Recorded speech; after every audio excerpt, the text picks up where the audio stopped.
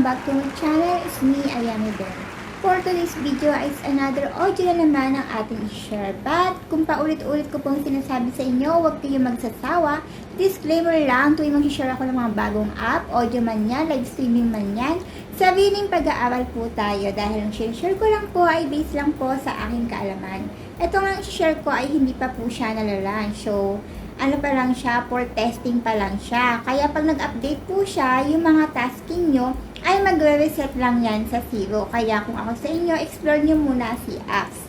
So, dito kailangan nyo po rito ng agency. Kung wala kang agency, wala kang tasking.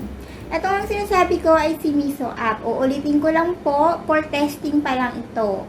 Hanggang hindi pa po siya nalalanch, magbabalik lang po sa zero ang inyong tasking. Kaya explore nyo na lang muna. By the way pala, bago natin simulan itong si apps, meron po tayong munting pasasalamat monthly. Andito po sa ating pin comment or nasa screen at nasa ating FB page. Bago lang po yung ating FB page, pakipollow na lang din po at ang ating Instagram. Dito meron po tayong agency. Kung gusto nyo sumali, pwede kayong sumali. But sure lang po kayo nasasali kayo kasi hindi ako ganun ka-active. Sasagot po ako sa GC sa abot ng aking makakaya. Kasi mamaya magtampo kayo pag hindi kayo kagad-agad na release, diba? So, make sure na sure kayo para hindi sayang yung oras natin pareho. So, ito nga si Meso app, audio siya or live, mamimili ka kung saan mo gusto. Kailangan dito mag-verification ka, need verification. Minimum withdrawal niya 100k, equivalent sa $10. Self-withdrawal siya and 77 gift share.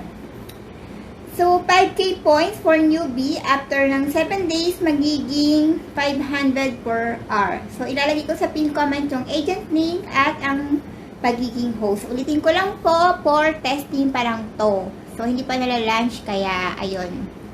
Para updated lang kayo. Yung mga ma-receive yung points dyan, hindi nyo makakash out hanggat hindi pa po nalalanch itong si apps.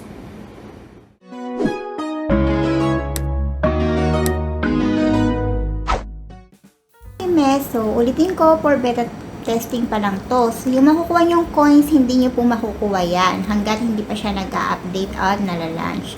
So, dito, sa tasking po, kailangan may agency ka. Pwede kang mamili.